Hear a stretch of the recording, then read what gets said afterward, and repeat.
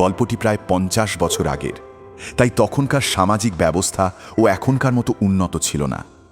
রাস্তাঘাট যোগাযোগ ব্যবস্থা ভালো ছিল না। বাড়িতে বাড়িতে কারেন্ট ইলেকট্রিক ছিল না। এখনও এমন গ্রাম আছে যেখানে পাকা রাস্তা নেই। যোগাযোগ ব্যবস্থাও ভালো নয়। নিজের সাইকেল বাইক নিয়ে রাস্তায় চলতে হয়, অথবা অনেক বেশি ভাড়া দিয়ে রিক্সা অটো রিজার্ভ করে যেতে হয়। এই গল্পটা উত্তর 24 পরগনার গাইঘাটার দিকের একটি অত্যন্ত গ্রাম্য এলাকার গল্প। আমি যেহেতু তখনও ও জন্ম হয়নি, তাই গল্পটা কতটা সত্যি জানি না, কিন্তু আমার দিদিমার মুখে শোনা গল্প। তাদের সময়কার সকলেই এই গল্পকে সত্যি বলেই মনে করে। অমলের জন্য অনেক দিন ধরেই মেয়ে দেখা চলছিল।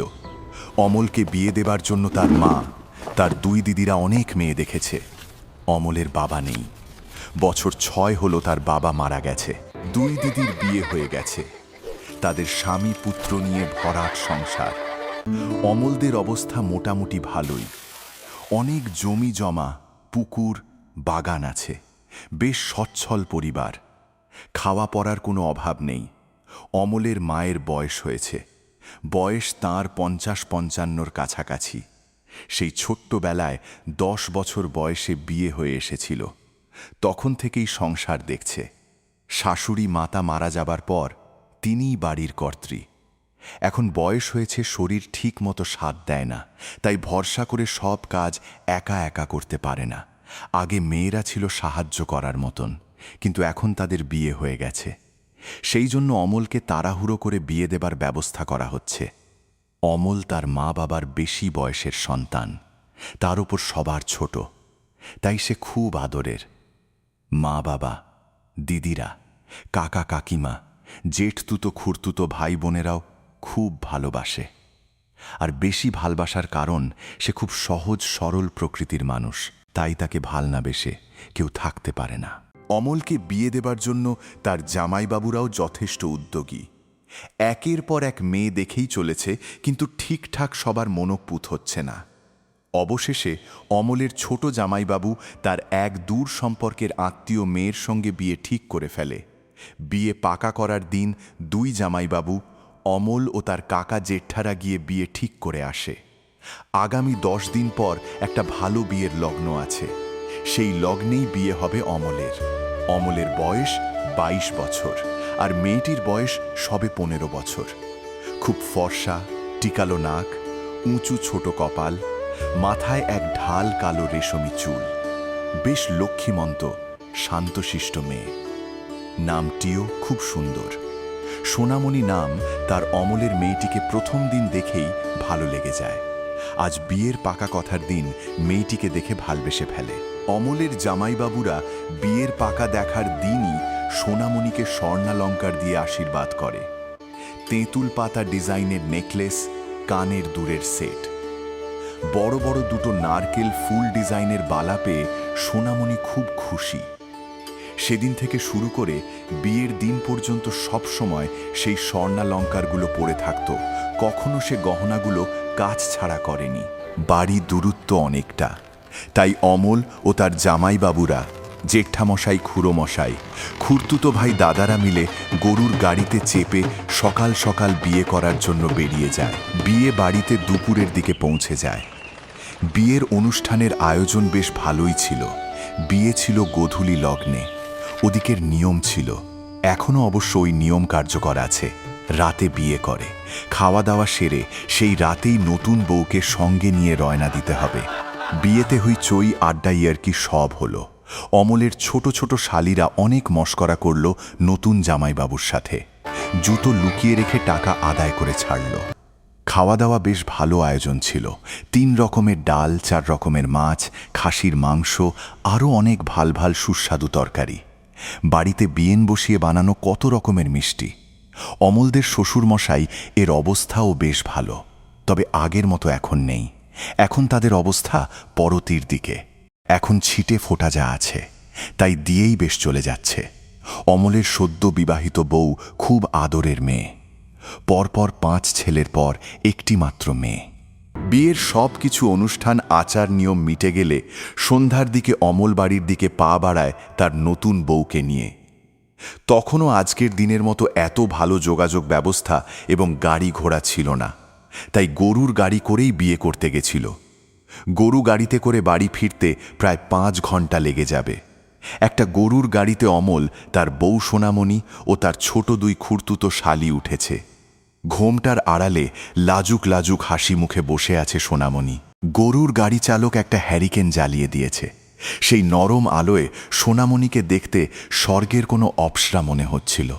সোনামণি মাঝে মাঝে মাথার ঘোমটা ঠিক করে নিচ্ছিল। আগে তো ঘোমটা দেওয়া অভ্যাস ছিল না, তাই শাড়ি পরে ঘোমটা দিয়ে রাখতে অসুবিধা হচ্ছে। অমল বলল, এখানে তো বড় গুরুজন কেউ নেই, তোমার ঘোমটা দেবার দরকার নেই। সোনামণি মিষ্টি মধুর প্রেমময় মৃদুস্বরে বলল, না ঠিক আছে, মা বলে দিয়েছে আপনাকে দেখেও ঘোমটা দিয়ে থাকতে। আপনি আমার স্বামী, আমার গুরুজন। সোনামণির মুখে আমার স্বামী কথাটা শুনতে অমলের খুব ভালো লাগলো।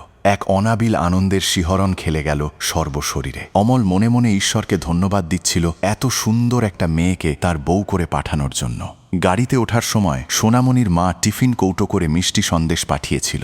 সোনামণি সেখান থেকে মিষ্টি বের করে বাটিতে ঢেলে অমলকে দিল। অমল তা থেকে মিষ্টি নিয়ে প্রথমে তার 2 ছোট শালিকে মুখে তুলে খাওয়ালো। তারপর সোনামণিকে খাওয়াতে গেলে সে খুব লজ্জা পেল, কিন্তু অমলের জেদের কাছে হার স্বীকার করে মিষ্টি খেয়ে নিল। সোনামণি ও একটা মিষ্টি অমলের মুখে তুলে দিল। অমল শ্বশুর বাড়ি থেকে বেরোনোর 3 ঘন্টা পরে এক জঙ্গল ও তালদিঘি আসে। সেখানে আসতেই সোনামণি তার ছোট বোনের কানের কাছে মুখ রেখে ফিসফিস করে কিছু বলল। তারপর অমলের ছোট শালি রমা বলল, জামাইবাবু দিদি গাড়ি থামাতে বলল। অমল বুঝতে পারল রমা কেন গরুর গাড়ি দাঁড়াতে বলছে। অনেকক্ষণ আগে খেয়ে দিয়ে বসে আছে, তাই হয়তো প্রস্রাব পেয়েছে। অমলদের গাড়িতে অমল, তার বউ ও 2 ছোট শালি বসে আছে। বাকিরা অন্য গরুর গাড়িতে আছে। গরুর গাড়ি দাঁড়াতে সোনামণি নেমে পড়ল, তারপর রাস্তা পার করে পাশের কানা পুকুর পাড়ে চলে যায়। অমল অন্য গরুর গাড়িগুলোকে এগিয়ে যেতে বলল। তারপর সোনামণির জন্য অপেক্ষা করে রাস্তার মাঝখানে দাঁড়িয়ে। কিন্তু দেখতে দেখতে আধ ঘন্টা হয়ে গেল, তাও সোনামণি আসছে না। দেখে অমল সোনামণির বোনদের বলল, তোমাদের দিদি তো আসল না এখন, যাও গিয়ে দেখে আসতে দেরি করছে কেন? অমলের শালিরা বলল, ঠিক আছে জামাইবাবু, আমরা এগিয়ে গিয়ে দেখে আসি। আসতে দেরি হচ্ছে কেন? 2 শালি গরুর গাড়ি থেকে নেমে দাঁড়াল। তারপর একটু এগিয়ে যেতেই দেখল তাদের দিদি সোনামণি তাদের দিকেই আসছে। তারা দিদিকে বলল, দিদি তুমি এত দেরি করলে কেন? সোনামণি শীতল চোখে তাদের দিকে তাকিয়ে দেখল। তারপর আস্তে আস্তে গরুর গাড়িতে গিয়ে উঠল। 2 বোন একে অপরের দিকে মুখ ঘুরিয়ে চোখ দিয়ে মুখ চাওয়াচাওয়ি করল। তাদের দিদি কেন কোনো কথা না বলে ওমনভাবে হনহন করে চলে গেল। তারপর গরুর গাড়িতে গিয়ে উঠল। সোনামণির 2 বোনও গরুর গাড়িতে গিয়ে উঠল। গরুর গাড়ি চলতে শুরু করল। ভোর রাতে অমল বিয়ে করা নতুন বউ নিয়ে বাড়ির দুয়ারে এসে পৌঁছাল। তার মা দিদিরা নতুন বউকে বরণ করে ঘরে তুলল। আশেপাশের বাড়ি থেকেও মেয়ে বউরা এসেছে নতুন বউকে দেখতে। রসগোল্লা সন্দেশ দিয়ে সবাইকে মিষ্টি মুখ করাল। নতুন বউয়ের চোখের দৃষ্টিতে কিছু একটা ছিল যা নিয়ে সবাই আলোচনা করছিল। সোনামণির বোনেরাও তার অতি পরিচিত দিদিকে ভয় পাচ্ছে। হঠাৎ তার শান্তশিষ্ট দিদির চোখের দুত্তিতে কেমন পরিবর্তন হয়েছে। বিয়ে বাড়ি জমজমাট। একে একে সব স্ত্রী আচার পালন করা হলো। সবকিছুই খুব খারাপভাবে মিটল। বেশিরভাগ আচারেই কিছু কিছু বাঁধা পড়েছিল। দুধে আলতার থালা উল্টে গিয়েছিল। দুধের রং আলকাতরার মতো কালো হয়ে গেছিল। দুধ জাল দেবার সময় দুধ কেটে কালো ছানার মতো হয়ে গেছিল। বৌভাতের ভাতের থালায় কাঁকড়ে পরিপূর্ণ হয়ে গেছিল। বৌভাতের দিন সোনামণির বাবার বাড়ি থেকে অনেক আত্মীয় স্বজনরা এসেছে। অমলদের আত্মীয় ও পাড়াপড়শি এসেছে। সবাই বেশ আনন্দ উপভোগ করেই কাটাল সোনামণি ও অমলের বিয়েতে। সোনামণির 2 বোন ও তাদের বাড়ির লোকজনের সঙ্গে বাড়ি ফিরে গেছে, কিন্তু সবার মনেই কিছু খটকা থেকে গেল। ফুলশয্যার খাট সাজানো হয়েছে। ঘরে আছে অমল ও সোনামণি। এমন সময় ঘরের দরজায় টোকা পড়ল। অমল বিরক্ত হল। এখন আবার কে তার দরজায় টোকা দিচ্ছে? এ তো রাত হয়ে গেছে। অমল দরজা খুলতেই দেখল তার ছোট দিদি হাসি হাসি মুখ করে দাঁড়িয়ে আছে। অমল জিজ্ঞাসা দৃষ্টিতে তাকিয়ে রইল তার দিদির মুখের দিকে। অমলের ছোট দিদি বলল, ভাই তোদের ঘরে এই সময় আসতে চাইনি, কিন্তু মা জোর করে পাঠিয়ে দিল, তাই আমি বাধ্য হলাম আসতে। হাত বাড়িয়ে একটা গ্লাস এগিয়ে দিয়ে বলল, এই নে 1 গ্লাস দুধ। মা পাঠিয়ে দিল। মা বলল, আজকের দিনে খেতে হয়।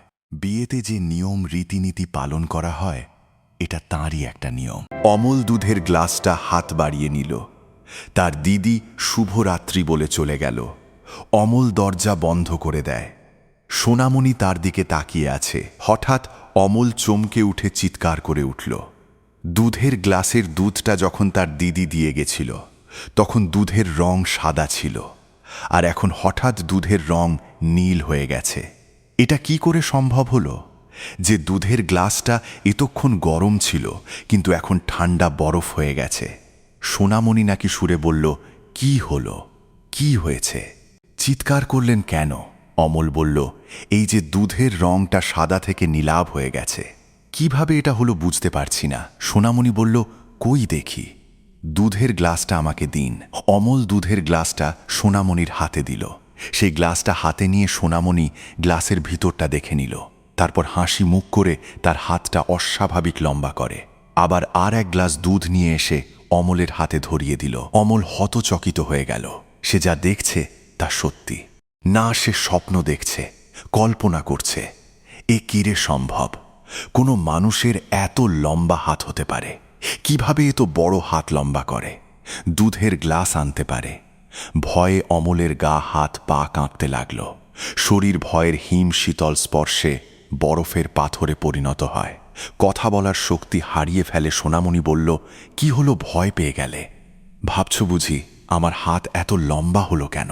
আমি যে মানুষ নয় গো, আমি তো অশরীরী। অনেক বছর আগে মারা গেছি আমি। অমল অনেক কষ্ট করে কাঁপা কাঁপা গলায় বলল, তুমি কে? আমার তাহলে কার সঙ্গে বিয়ে হয়েছে? সোনামণি বলল, আমি তো এখন প্রেতনী, পিশাচ। কিন্তু একদিন আমি মানুষ ছিলাম, খুব গরিব ঘরের মেয়ে। তার ওপর আমি দেখতেও ভাল ছিলাম না, তাই আমার বিয়ে হয়নি। পাড়ার লোকজনের তামাশা টিটকারি শুনতে শুনতে আমি মনের দিক থেকে ভেঙে পড়ি। একদিন আমি লজ্জায় ঘৃণায় পুকুরের জলে ডুবে মরি। আমি তালপাড়ের পুকুরে থাকি। অমল বলল, তোমার সঙ্গে আমার বিয়ে হয়েছে কি? সোনামণি বলল, না, আমার সঙ্গে তোমার বিয়ে হয়নি। তালপাড়ের পুকুরের পাশে গতকাল ভোর রাতে যখন গরুর গাড়ি থেকে একটা সুন্দর মেয়ে সুন্দর শাড়ি গহনা পরে নামল, তারপর পুকুরের পাড়ে এগিয়ে গেল, তখন ওই মেয়েটির দামি সুন্দর শাড়ি গহনা দেখে আমার খুব লোভ হয়। আমি তখন মেয়েটির সামনে গিয়ে দাঁড়ায়। সে আমার বীভৎস ভয়ঙ্কর রূপ দেখে ভয়ে ভিমরি খায়। আমি তখন তার গা থেকে শাড়ি গহনা খুলে নিতে চাই, কিন্তু ও আমাকে দেখে ভয় পেয়ে যায় আর শাড়ি গহনা খুলে নিতে দেয় না। সব মেয়েরাই শাড়ি গহনা ভালবাসে, তাই সেগুলো হাত ছাড়া করতে চায় না। ও ওগুলো নিতে দিচ্ছিল না দেখে তখন আমি ওর ঘাটটা মটকে দিও। ও ওখানেই মরে পড়ে থাকে। এখন হয়তো ওখানেই মরে পড়ে আছে। আমি গরিব ঘরের মেয়ে, এত ভালো শাড়ি গহনা আগে কখনো পরিনি, তাই লোভ সামলাতে পারলাম না, তাই ওকে মেরে দিও। আমার তো বিয়ে হয়নি। আমার খুব ইচ্ছা ছিল ভালো সুন্দর দেখতে একটা বর হবে, কিন্তু জীবদ্দশায় সেই ইচ্ছে আমার পূর্ণ হয়নি। তাই তো নতুন বউ সেজে এসেছি, তোমার সঙ্গে সংসার করব। তাই আমি তোমার বউ হয়েই এই বাড়িতে থেকে যাব। অমল বাক্যহারা হয়ে যায় এই সমস্ত কথা শুনে। কি করবে বুঝতে পারে না। প্রেতনী পিশাচ মেয়েটি নাকি সুরে আবার বলে উঠল, আজ আমাদের ফুলশয্যা আসো, আমাকে আদর করো।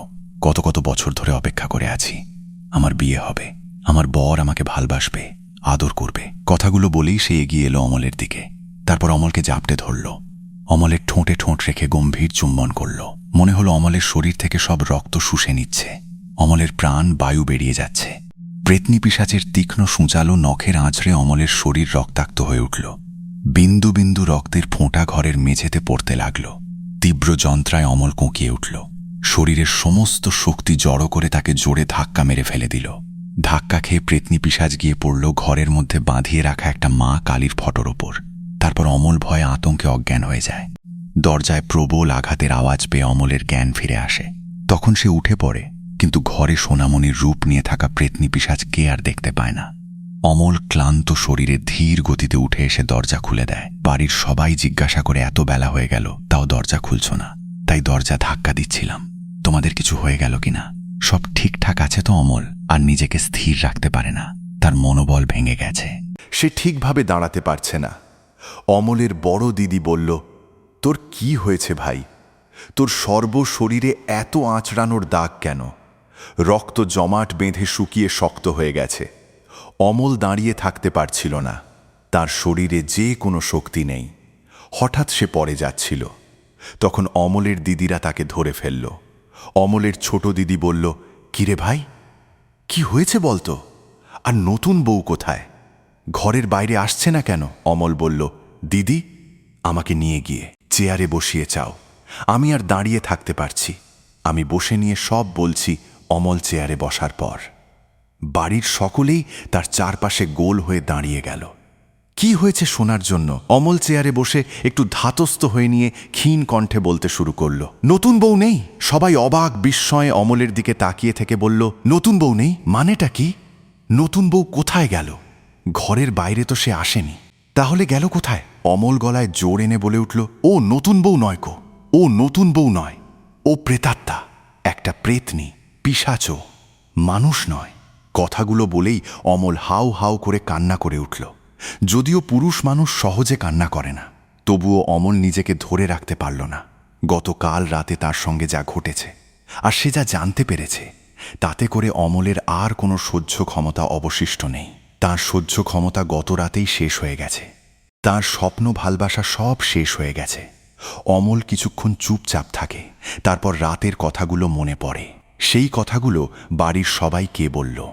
অমল ও তার জামাইবাবুরা তালপাড়ের পুকুরের দিকে যায়। সেখানে গিয়ে সোনামণির মৃতদেহটা পুকুরের পাড়ের পাক কাঁদার মধ্যে পড়ে থাকতে দেখে।